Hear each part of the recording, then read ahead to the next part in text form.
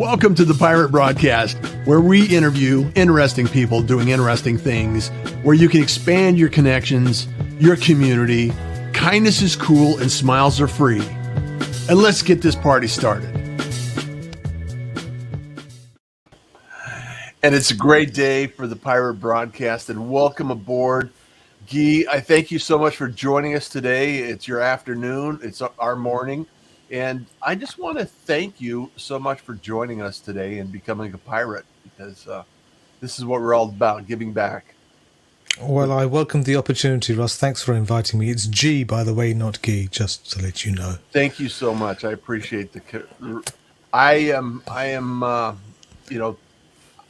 I'm just happy you're here, Gee. And you are one of these individuals that love giving back.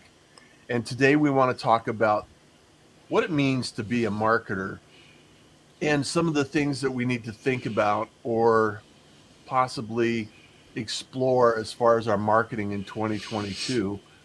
And so first and foremost, I want to learn a little bit about you and how you got into this marketing game and what your journey looked like. So share with us a little bit about who you are and why you're here today. Okay, well, thanks for the opportunity. Well, my name is Gee Ranasinha. I've been in marketing for a long time, since around 1997, 1998, something like that. Back in the days of dial-up internet and AOL CDs, remember them?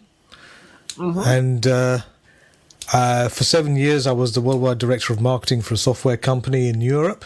We were serving blue-chip clients such as Time Inc., IKEA, Nestle, Airbus, Marvel Comics, people like that. And whenever I used to invite marketing agencies in to pitch for our business, I was quite disappointed that none of them would take any kind of fiduciary responsibility for the marketing plans they proposed, right? They were interested more in the tactical elements, you know, websites or ads or events or PR or whatever. But nobody was actually asking me about the business result I was trying to achieve for the marketing expenditure that I was budgeting for, which I thought was a bit crazy.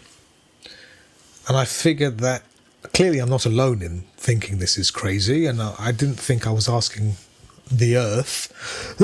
Excuse me. So it dawned on me that there must have been a ton of small businesses like this, a ton of startups looking for help for marketing from a business perspective primarily, and designing and managing that marketing plan, generating qualified leads, and ultimately producing a tangible commercial difference to the business. So like I said, this was all around sort of 2007, 2008. So, you know, broadband internet was just sort of coming into force. You know, the iPhone had just been launched. Internet was becoming more and more part of our daily lives. But it seemed to me that the big brands with their deeper pockets were taking advantage of the potential that the internet was providing them, and the smaller guy wasn't really getting a look in. They were sort of getting left behind. So I thought there was an opportunity for offering a marketing resource to startups and smaller businesses to help leverage the power of online engagement and navigate through the twists and turns of marketing in general. And since I couldn't find a marketing agency that took that approach, we decided to start one ourselves. And that was the beginning of 2008. 14 years later, we're 19 people in 9 countries. 9 of us are in the US. The rest are in Europe, South Africa, and I have 2 people in Australia.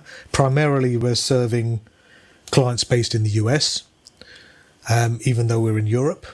Go figure. Apparently this internet stuff is pretty good, Ross. I don't know. And that's it. Yeah, I mean, we're a full service agency. I mean, we do all the same sort of stuff that everybody else does, but we think we do it a little differently because we're coming at it from a business position primarily. It's not about pretty pictures, It's not about color palettes or brand purpose or this sort of thing. It's about moving the needle, because Right. that's why we're doing it, right? If it's not making sales, it's not marketing. It's fluff. It's ROI. Yeah, it's parsley, right? It's parsley on your plate. Do you care whether your parsley is on your plate or not? No, you don't care. No one cares about parsley, do they? Right? Just give me my meal. I just want a Just meal. give me my meal. Yeah. Leave the parsley. All right? So we're just trying to make it intrinsic to that value creation process.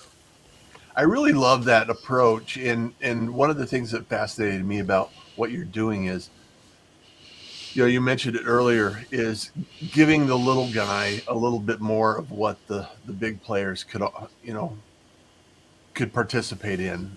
When you're a larger organization, you have a little bit of budget, and if things don't exactly go as planned or as desired, you know, you can absorb that, and you say, okay, that experiment didn't work as we anticipated.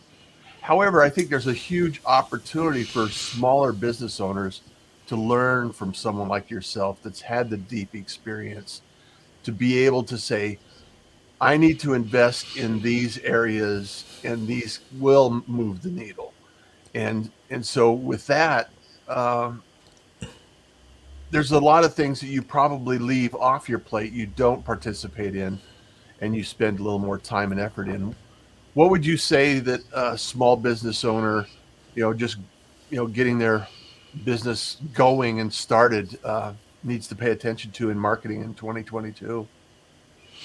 I don't think there's anything unique about 2022 compared to the total variance that we've had in the last couple of years, right? Right. At the end of the day, it's about serving the needs of the customer better. And that starts with listening to the customer, right? We have two ears and one mouth, so we should be listening twice as much as we speak, in theory. But we Yeah. don't, right? It's, we do this, we're great, we're better than everybody else, when we know we're not, right? Unless you have more than 50% of your market share, it's a fact that most of your customers are buying from somebody else. And they're probably very happy buying from somebody else. And I think there has to be a realization and an acceptance of that.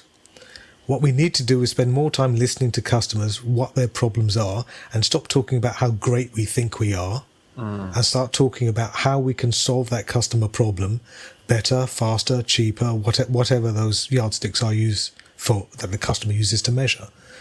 And getting back to basics and getting back to marketing which is emotionally driven rather than based upon efficiency metrics, which unfortunately is the direction that the marketing industry is going. We're getting to the point now where marketing is getting to be so efficient that it fails to actually work. And let me explain that. Yeah, I was just gonna say, dig that a little deeper for us. Right. I think that the C-suite, certainly upper management, business owners, or any senior management who haven't actually been exposed to what I consider effective marketing is, have an inherent distrust in marketing. And I don't think it's because they don't think it works, because clearly it does, but I think deep down people in business don't feel comfortable with the fact that something which is based upon behavior, context, and an emotional response actually has a big bearing on their business. What they would prefer to do is have something linear, rational, logical, cause and effect in the same way that most of the other areas of their business happens, right? If you make an investment in a new machine, that increases your productivity and you can churn out more widgets tomorrow than you could churn out today. There's a clear causality involved. Cause and effect. Mar- Yeah. cause and effect, right? In marketing, it doesn't work that way because the outcome, the target that we're looking to influence, is not a rational, logical target. Because we, as an audience, as a target market, are not logical, rational beings. Our buying decisions are based on emotion. They can vary hugely depending on things like framing and context and positioning. And all of these things can hugely alter the outcome, irregardless of actual investment. And what we're trying to do, what it seems to me that much of business is trying to do, is to exorcise the creativity component of marketing so that it becomes a battle of algorithms. Yeah. Right? Because I think for far too long, too many, I call them people who call themselves marketers rather than marketers, right? People who call themselves marketers have been hiding behind data in an effort to excuse the poor results that they get, right? There's a friend of mine who has a saying goes something like, diminished responsibility through plausible deniability, right? You can hide behind the data and blame the data if it all goes wrong, and people will say, poor you, they'll sympathize with you and you can move on, right? Right. But if you make a bad decision based upon customer behavioral drivers, around creativity, around emotion, and it goes wrong, you'll get the blame and you could lose your job. Right? And over recent years, I think the consistent erosion of effective marketing can be attributed to the over-reliance of this data, to the exclusion of extracting sensible insights of that data into buyer behavior. The data on its own is not the issue, it's the interpretation of that data into that particular customer model, right? Right. So standard economic theory of how customers make buying decisions, how they think, how they decide, how they act, I think there's very little relationship to what goes on in people's minds in the real world. Economics doesn't see a difference between one person buying one thing, buying 7 things once, or 7 people buying one thing 7 times. And I think there's an issue there. That nuance is being lost, right? Yeah. And fewer marketers seem to bother with the basics, and they move straight into tactics. They don't spend time to actually look at what's driving the purchase of the product or service that you're selling, whatever that is, what the problem is, and how best to frame that product. Because quite often, what you're selling is not what your customers think they're buying. If you know that's what I mean. part of the emotional exercise. Amongst other things, it definitely is, right? But it's also framing, how you position that, how you articulate that value in those customer terms that addresses that problem that they have and resonates with what solution they choose, yours compared to a number of others, right? So by the way, I'm not saying that data-driven marketing is something to be avoided. Far from it. No. Okay. The thing about data is that, and I think your point is spot on, is that data may not lie. However, we may not understand the language of the data being spoken, right? I think it's more than that. But I think you're right. I think it's, people think data is truth, while in actual fact, data is evidence. That's a powerful statement. Right. That's a powerful statement. So it's our job to interpret the evidence and come up with insights. And we're not doing that. We're hiding behind the data. Right? Data only tells you what people are doing. It doesn't explain or allow you to generalize why they may be doing it. And I think understanding why people do things is a lot more interesting field of activity. So I think what's missing from most, I mean, you go back, right? If you go back a few years, I mean, you're obviously far too young to remember this, Russ, because you're already a mere slip of a lad yourself, right? I call it vintage. I call it vintage. Right. Back in the day, the most successful salespeople and marketing people were people who understood human behavior. Yeah. They knew how to persuade, how to influence. And that was based upon face-to-face conversations, reading the room, reading the customer's body language, implicit and explicit verbal cues, language cues.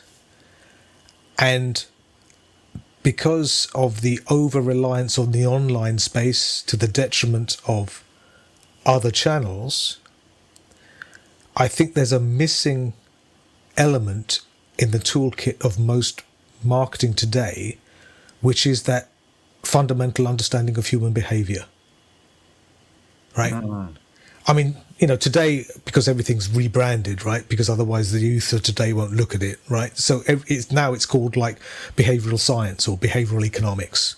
Right. But at the end of the day, it's psychology, right? It's the study of the human mind or the human behavior in context. And I think that's the word, context, because that's the most important, because that's the way we think and act is totally contextually dependent. Yeah. I really love this conversation because there's so many things that I think of that I've done or doing or seen done and take place in the marketing world space. I started back in '85 in advertising, so I've seen the generation of offline, online, the evolution of digital and some of these things that are happening, and it's just amazing to me. And I get excited about change to a certain degree, and I think it's important for us to understand that there's different tools, there's different things that we can do, and ultimately it still boils down to how can we have a conversation that motivates somebody to take action and make a purchase or buy a product or service in some way, and make sure that people need it. And I've always been relationship building, and part of the process for me is I present something that I enjoy doing or offering, and try to find the people that actually want that service. And then it's just a transaction. It's not, I don't have to sell anybody on anything. I just have to explain what it is that I'm selling. And that's not always easy. So it's And a quite process, often, definitely a process. absolutely, and quite often the mistake that business owners make is they explain it in their vocabulary rather than in the vocabulary of the customer. And like I said, what you're selling is not necessarily what people are buying. This is why this whole customer conversation needs to happen. Yeah. And if that transaction doesn't occur, it usually means that you haven't sufficiently articulated the value proposition. Right? Yeah. In the same way, if they think your product is too expensive, you haven't articulated the value properly. Yeah. Right? If it gets down to a question of price, your customers are thinking you're a commodity. Yeah. And then commodity, if it's a commodity That's a race game, to the then bottom. it's a race to the bottom. That's a race you don't want to win, Russ. Right? Yeah. Nobody I don't wants to want win that game. race. Nobody wants to win that game. Yeah. Right? Hey, I want to give a shout out to a few people that have joined us.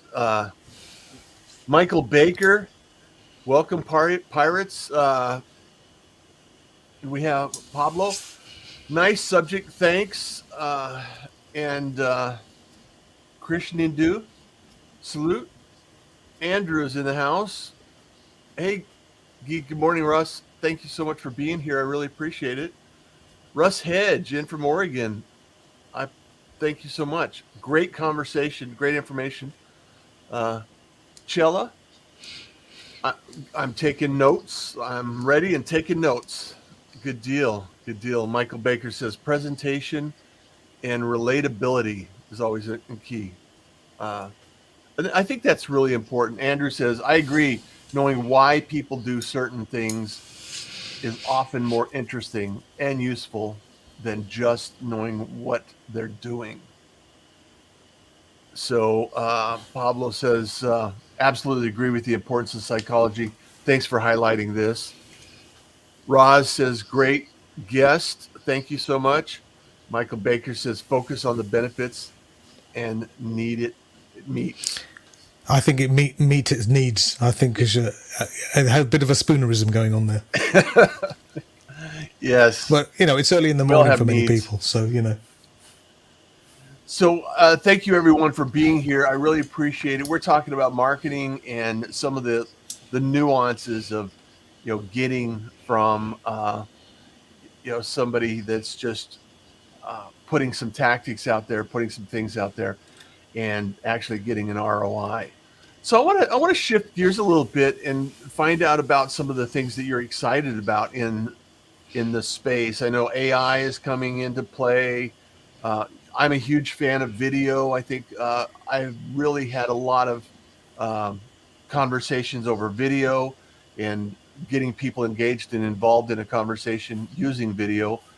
And I'm just wondering what your thoughts are and what your position is with some of these um, opportunities. Because, when you started dial up and AOL discs, this was not even possible at that point in time. So there's things that are coming into play that we can use to articulate and communicate with clients and the consumer that allows them to see what the results are going to be as a result of purchasing or the buying journey.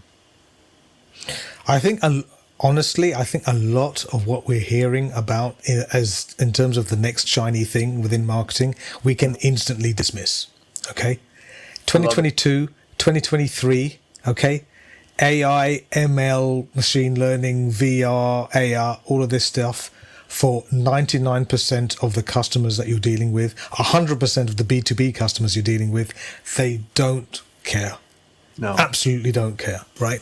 What video is a tool, but as I don't need to explain to you, Russ, as you use video so much, if there's no meat in the sandwich, no one cares about you using video, right?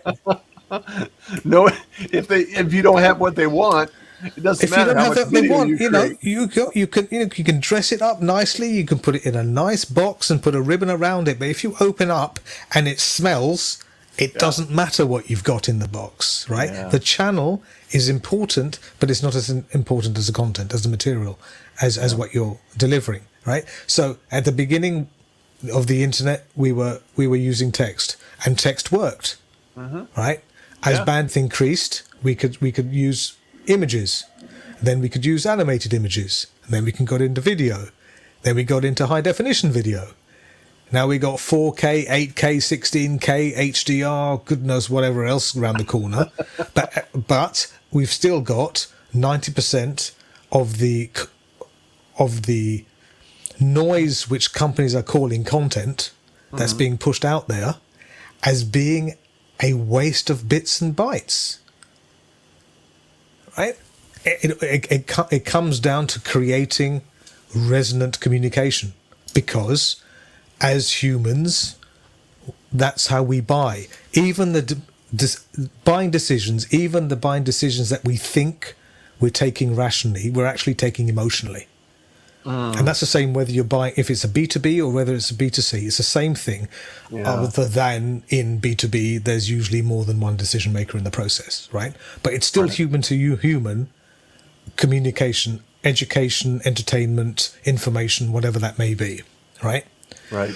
So unless you're talking about commodity goods, which is where branding comes into play in a very serious stray, consumers see everything. Virtually everything we buy, consciously or unconsciously, we buy emotionally, and then we post-rationalize logically. Okay? So, for instance, I'm a bit of a hi-fi nut, Russ, okay? Yes, you're an audiophile. Right. So I pen this every time. Right. I do spend an extraordinary amount of money on listening to music. So if I buy some, We could nerd out on that for another hour.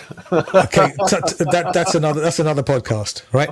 Yes. But so I'll buy, I don't know, an amp or a DAC or a interconnect. I mean, some really crazy stuff, right? And I'll spend what I and most other people would say is an obscene amount of money on.